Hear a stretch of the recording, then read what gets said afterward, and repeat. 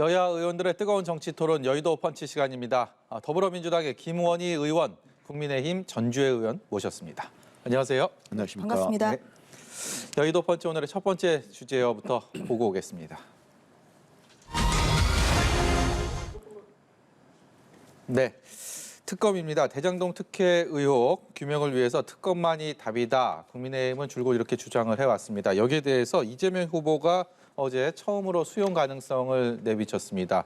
국민의힘의 이 같은 계속된 요구에 대해서 처음 요구를 받아들일 수도 있다라는 입장을 밝힌 건데 민주당도 비슷한 견해를 내놨습니다. 다만 조건이 붙었습니다. 지금의 검찰이 제대로 수사를 못하거나 그리고 여기에 윤석열 후보 그리고 곽상도 전 의원까지 수사 대상에 포함돼야 한다는 건데요. 대선 전국 여야의 셈법은 더욱더 치열해질 것 같습니다. 오늘 이 얘기를 주로 해볼 텐데요. 그 전에 윤석열 국민의힘 대선 후보가 어제 광주를 방문했고요. 국립 5.18 민주묘지 추모탑에까지는 못 간 채 사과문을 읽고 돌아섰는데 오늘은 또 목포도 방문을 했습니다. 봉화마을도 조금 전에 봉화마을에서 메시지도 나왔고요. 그렇기 때문에 목포를 또 지역구로 두고 있는 김원희 의원은 이 사안에 대해서 어떻게 보셨는지, 사과에 대해서 어떤 이해를 하셨는지 궁금하고, 그리고 전주혜 의원께도 관련된 입장을 좀 여쭤보도록 하겠습니다. 먼저 전주혜 의원께 여쭤볼까요? 네. 어떤 의의를 갖고 있다고 보셨는지요? 아무래도 그 5.18 이제 관련해서는 국민의힘이 여러 차례 사과를 해도 저는 부족하다고 생각합니다. 그래서 어제 윤석열 후보가 국민의힘 대통령 후보로 선출된 이후에 이제 처음 방문을 했는데요. 예. 거기에 대해서 당연히 광주에서는 환대를 받기는 어렵죠. 그렇지만 저희가 그러한 아직까지는 좀 그런 좀 싸늘한 그런 시선으로 광주 시민들이 보시지만 저희가 10번, 100번 그 이상이라도 정말 진정성 있는 사과를 계속하고 또한 광주와 이 전남을 위한 행보를 함으로써 예. 오히려 이제 앞으로 또 이제 이러한 진정성 있는 모습을 보이는 것이 굉장히 중요하다. 어제는 그 첫 걸음이었다. 이런 말씀을 드리겠습니다. 앞으로도 지속적으로 광주에 대한 그리고 호남에 대한 국민의힘의 어떤 진정성을 보여줄 그런 네. 준비가 돼 있다 이렇게 이해해도 네, 되겠습니다. 물론입니다. 그런데 그 관련해서 이제 광주가 물론 5.18도 이제 굉장히 또 시민들이 많은 관심을 가지고 있지만 또 한편으로 경제 활성화에서도 관심이 많습니다. 예. 올 5월에 저도 이제 광주를 방문을 해서 광주 글로벌 모터스 공장 방문해서 경차 관련한 이런 입법 요청을 받아서 저희 국민의힘이 올 6월에 이 광주 글로벌 모터스 공장을 위한 입법안을 제출을 해서 올 11월에 이제 이것이 결국은 국회 통과를 지금 목표로 하고 있습니다. 이런 것처럼 말로만 사과한다 아니면 광주를 돕겠다 이런 것이 아니라 저희가 광주가 필요한 이러한 특히 경제나 산업 관련한 이러한 부분에서 지속적인 관심을 가지고 예. 또 그것을 돕기 위한 입법 활동을 하는 것이 저희들이 진정성 있는 모습을 보이는 걸 생각하고요. 그러한 행동을 보여주는 그러한 행보를 계속할 것이라는 말씀을 드리겠습니다. 예. 김원희 의원께 여쭤볼 텐데요. 오늘 윤석열 후보는 목포에 있는 김대중 노벨평화상 기념관도 찾았습니다. 이른바 호남 행보를 계속 이어가고 있고 이제 김해 봉화마을로 지금은 현재 가 있는 상황인데 어떻게 보셨는지 궁금합니다.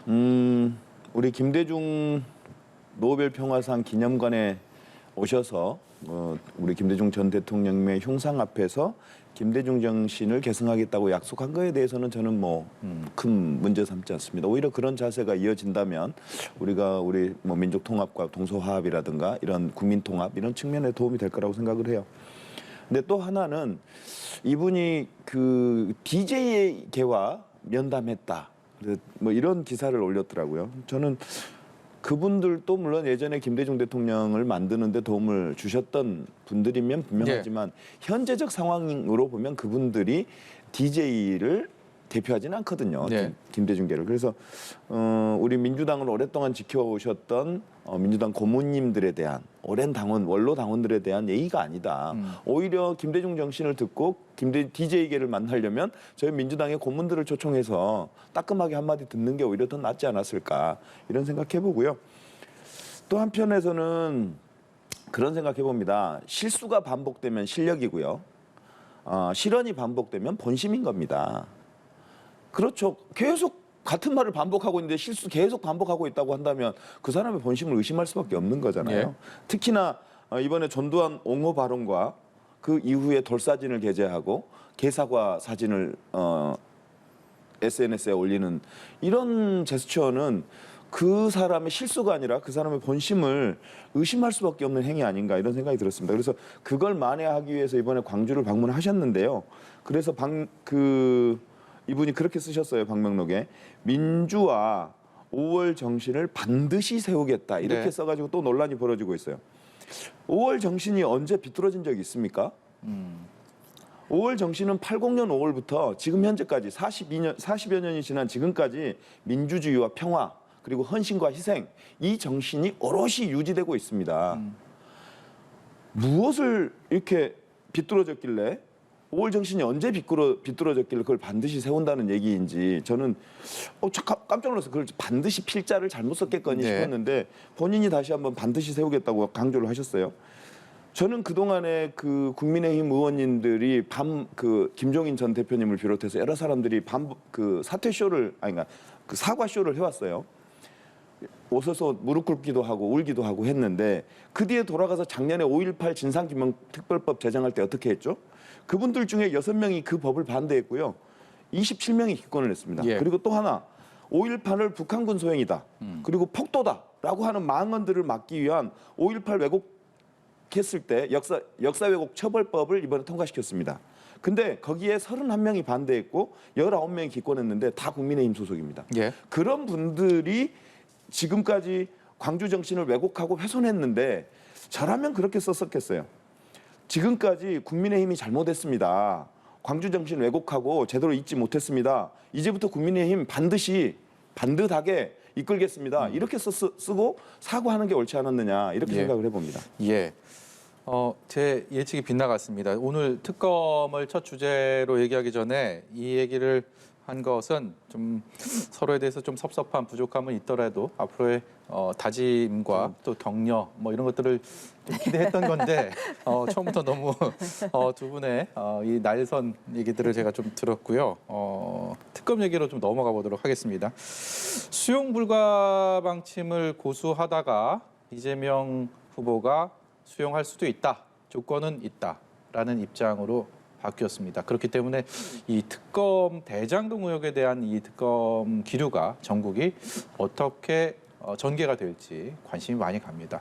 먼저 김원희 의원께 여쭤보겠습니다. 왜 기류가 달라진 걸까요? 네, 뭐 아마 이재명 홍처의 후보께서 우리 당의 후보께서 국민들의 요구가 높은 특검의 요구를 아마 수용하신 것 같아요. 그 의사를 밝히셨는데 솔직히 저는 여전히 조건부 승인이지만 동의하기 어렵습니다. 왜냐하면 그러니까 대장동 화천대유 비리는 이재명 후보와 아무런 연관이 없어요. 국민의힘의 전신인 한나라당이 반대해가지고 이 개발 이익을 전체 다 국민으로 돌릴 수 있었던 공공개발 방식 반대해서 그나마 부분적인 개발 이익이라도 환수하려고 민간 공동개발 방식을 택할 수밖에 없었던 거 아닙니까? 이 과정에서 이 민간 개발 이익을 나눈 거예요. 몇몇이. 근데 봤더니 곽상도 의원 아들이 50억. 그다음에 원유철 의원과 그 부인이 고액의 자문료를 받아가고 여러 사람들이 다 그리고 성남시의회 의장들 전 의장 이런 양반들이 뒤에서 뒷돈을 받고 봐줬던 그런 편리를 봐줬단 말이에요. 물론 유동규라고 하는 사람이 나타나서 그 어떤 직원 관리에 대한 미흡함에 대해서 우리 이재명 후보가 사과도 했습니다만 예. 그 사건하고 반면 윤석열 후보하고 관련된 사건은 다 후보 본인이나 윤석열 후보 본인이나 가족들의 비리란 말이에요. 이른바 요즘 본부장이라고 그러더라고요. 예. 본인의 비리. 예를 들어서 고발 사주 의혹이라든가 부산저축은행 부실 수사 의혹. 그다음에 부인의 도이치모터스 주가 조작 사건 의혹. 그다음에 장모의 사무정병원을 불법으로 운영하다가 실형을 실제 받았어요. 그 지금 고속으로 풀려났지만 이런 본인, 장모, 그다음에 부인, 그래서 본부장 이런 의혹이라고 하던데 이 사건과 대장동 화천대유에서의 이재명 후보와의 연관은 전혀 다른 궤를 달리하는 것이어서 윤석열 후보가 주장하고 있는 동시특검은 받아들이기가 정말 말이 안 되는 일이라고 생각하고요. 네. 조건부로 이제 뭐 그런 말씀을 주셨기 때문에 그런 조건이 충족된다면 그럼에도 불구하고 제 개인 의사는 그렇고요. 그럼에도 불구하고 이재명 후보가 대승적으로 특검 수용을 말씀하셨기 때문에 네. 그런 조건부가 수용된다면 저는 그렇게 가도 되겠다 싶습니다. 예. 윤석열 후보는 봉하마을에서요. 이 특검을 조건을 달아서 물타기 해서는 안 된다라는 입장을 강하게 밝혔습니다. 네. 국민의힘은 이재명 후보가 던진 이 공, 네. 지금 현재 어떻게 받아들고 계십니까? 저희는 즉시 특검 관련한 협상을 해야 된다고 주장하고 있습니다. 예. 그러니까 뭐냐면 이제 조건부라는 것은 그것은 또 보기에 따라 다른 것이지만 가장 이제 중요한 건 결국은 특검 수용을 할 수 있다 지금 그 발언 아니겠습니까? 예. 검찰 수사가 이제 미진하다면 이제 이런 조건을 내걸었는데요. 검찰 수사는 이미 미진하죠. 이미 조건은 성취가 된 상태입니다. 그래서 이재명 후보가 뭘 가지고 그러면 그러니까 검찰 수사가 미진한지 사실 그 부분에 있어서 단서를 달았다는 것은 좀 그것은 오히려 좀 부적절하다. 예, 오히려 이제 대권 후보로서는 좀 부적절하는 그런 생각을 가지고 있고요. 일단은 곽상도 의원 아들 관련해서는요. 곽상도 의원이 이제 전 의원이 됐습니다. 국회 사직안이 처리가 됐으면서 국민의힘 입장에서 조금 부담을 덜었던 지금 것으로 볼 수가 있을 것 같고요. 곽상도 의원 관련한 사건이 이미 수사를 하고 있죠. 결국은 예, 윤석열 후보 부산저축은행 이 부실 수사 의혹 이거 아니겠습니까? 다 넓게 봐서는 검찰 수사도 가능한 거고 특검 수사도 가능한 겁니다. 이게 대장동만 수사한다 이런 건 아니거든요. 이게 그래서 대장동 관련한 여러 사건들이 있기 때문에 가장 중요한 건 그런데 이 화천대유와 천화동인 이 투자자들이 3억 5천만 원을 투자를 했는데 4,040억, 1,054배의 수익을 얻었다. 말은 민관 개발이지만 결국은 민간의 배를 채운 것이다. 지금 이게 가장 국민들이 분노하는 시점이죠. 그래서 이러한 천문학적 수익을 준 수익 구조를 어떻게 만들었고 그 과정에 어떠한 불법이 있고 거기에 누가 책임을 져야 되는지 이게 지금 가장 중요한 부분입니다. 예.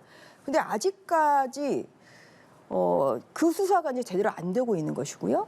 이게 유동규 씨가 이 모든 이 이상한 기이한 구조를 만든 최고 책임자라고 어느 국민도 믿지 않습니다. 그 며칠 전에 여론조사에 따르면 윗선이 있다고 지금 생각하는 국민이 74%라는 거거든요. 예. 그래서 당연히 이것은 그 당시에 성남시장이었던 이재명 후보에게 초과이익 환수 조항 관련해서 또한 사업 관련해서 보고 그리고 결제 이런 것이 어떻게 이루어졌는지 이런 것을 당연히 수사를 해야 이 대장동 의혹에 대한 전모를 밝힐 수가 있어요.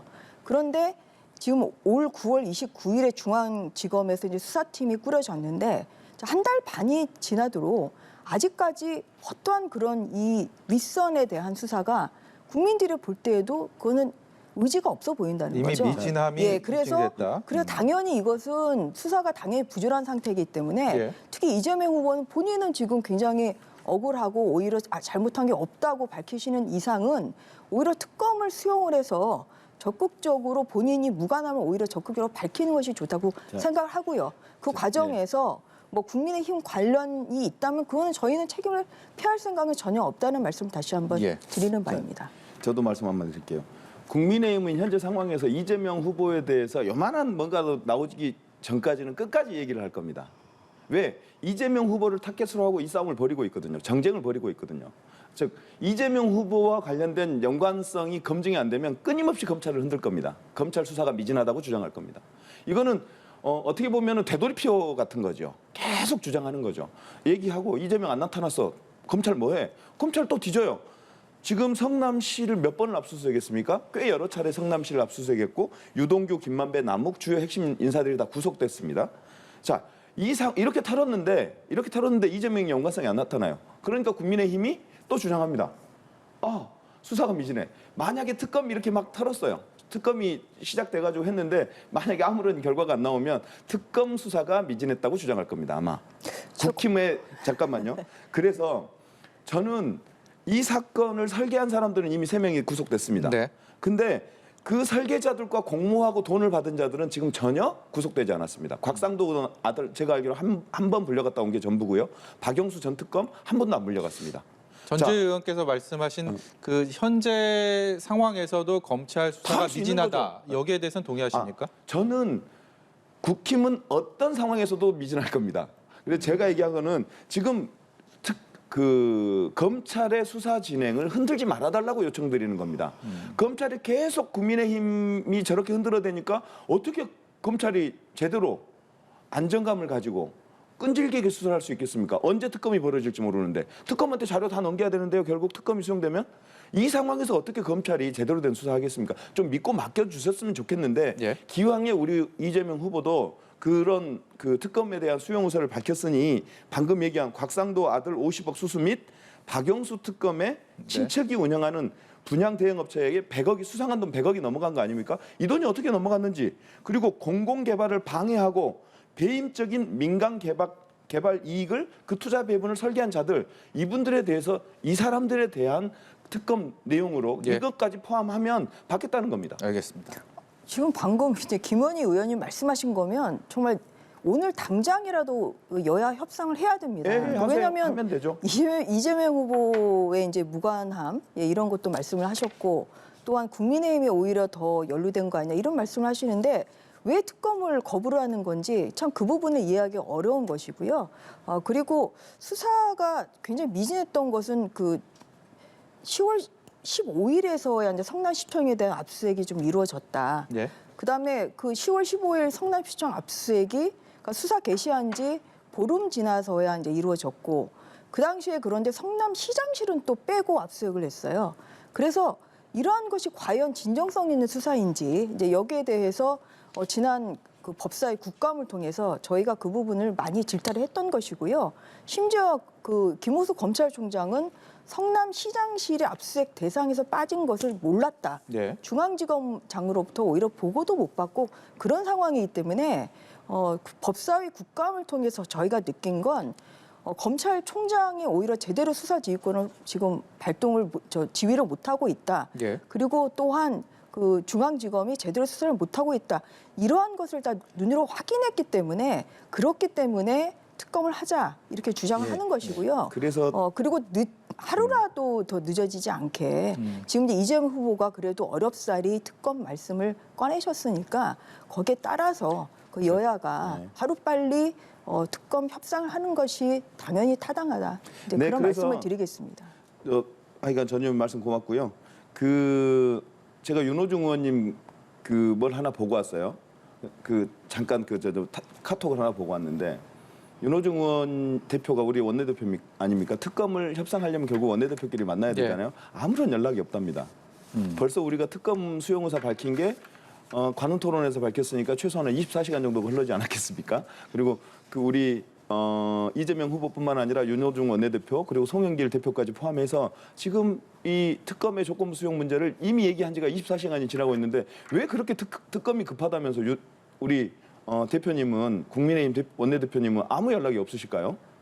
실제 특검을 원하고 있는 건지 말로만 특검을 하자고 주장하는 건 참고로 아닌지. 김기현 국민의힘 원내대표는 시간 끌기만 하다가 민주당이 적당히 좀 흐지부지 시킬 그런 그래서 계략은 연락을 안 하는 아닌가라고 의심스러운 입장을 시간을 내놓기도 끌까봐 했습니다. 연락을 안 하는 겁니까? 그게 말이 됩니까? 아니 그거는 저 팩트 체크가 좀 필요한 해보세요. 부분이고요. 팩트 체크 해보세요. 예. 제가 해온 바로는 그래요. 저희가 알기로는 어제 그 윤호중 대표가 이제 그런 말씀을 하신 이후에 속대변을 통해서 조금 더 기조가 바뀐 것으로 알고 있습니다. 그래서 그 부분에 있어서는 사실관계가 좀 사실 확인이 보시면 될 필요할 것 것 같고요. 같습니다. 네, 알겠습니다. 특검 얘기는 앞으로도 이 무게 중심이 이 조건을 따져 묻는 쪽으로 좀 이동하는 그런 분위기가 감지가 됩니다. 그렇기 때문에 앞으로도 나눌 얘기가 굉장히 많을 것 같고요. 두 번째 주제로 좀 넘어가 봐야 될 것 같습니다. 두 번째 주제요, 보여주세요. 네, 발음하기가 쉽지가 않습니다. 포퓰리즘입니다. 대중의 인기에 영합한다는 의미, 포퓰리즘 많이들 알고 계실 텐데요. 여기서 한 걸음 더 나아가서 표를 얻기 위해서 공약을 쏟아낸다는 신조어 포퓰리즘입니다. 이재명 후보의 전국민 재난지원금 그리고 윤석열 후보의 50조 규모의 손실 보상, 코로나로 지친 국민들을 보듬고 위로하겠다라는 목적 취지는 동일한데요.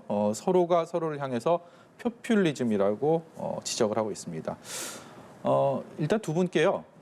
상대 후보의 공약들을 왜 표퓰리즘이다. 오늘 뭐또 구걸한다, 표 구걸한다 이런 표현들 나왔던데요. 전 국민 재난지원금 관련해서 지금 민주당은 방역지원금이란 이름으로 내년도 예산 세금 납부를 유예하는 방식으로 재원을 활용해서 내년 초에는 지급하는 쪽으로 지금 추진을 하고 있는 상황인데요. 이와 관련된 민심도 그렇고 이게 실제로 또 당 정간에 또 어떻게 이게 풀어야 될지 이런 부분들도 관심이 많이 갑니다. 대선 후보 1호 공약, 당이 외면하기 어려운 현실적인 이유다라는 분석들도 있는데요. 전주혜 의원께서는 이 전 국민 재난지원금, 방역지원금으로 지금 네. 지급되는 이 상황들에 대해서 국민의힘 어떤 입장 갖고 계십니까? 지금 이 전 국민 이제 재난지원금은 지금 한 15조 정도가 이제 더 소요가 이제 된다는 거고, 그 현재 이제 예산 심사 중인데요.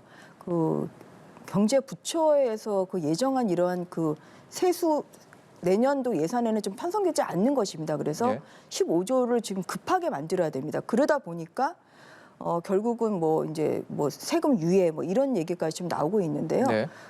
지금 국민의힘은 오히려 이렇게 그 전 국민에 주는 것보다는 이제 선별적으로 어려운 취약계층에 주는 것이 좋겠다. 예. 이제 그런 생각을 가지고 있기 때문에 전 국민 재난지원금은 저희는 이제 그 찬성하지는 않는다는 그런 입장입니다. 그리고 이제 이것이 결국은 이제 언제 지급이 되느냐, 이제 이것이 이제 가장 이제 문제인데요.